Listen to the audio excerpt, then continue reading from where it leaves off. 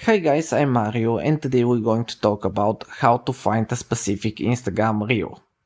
It's pretty simple and easy, so let's get started. First we need to open Instagram, then open the Reels section.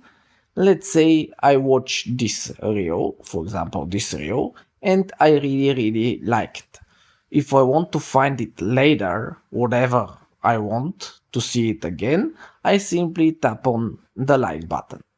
Now it is saved as liked on my profile. So if we want to find it later, we simply open our profile by tapping at the bottom right.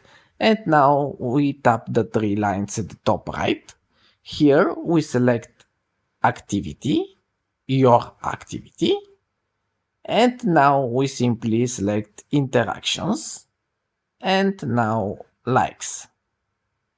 Here you can see the reel. That's pretty much it. Thanks for watching. If you are interested in professional software based on your own interests, check out the video description. Anyway, thanks for watching.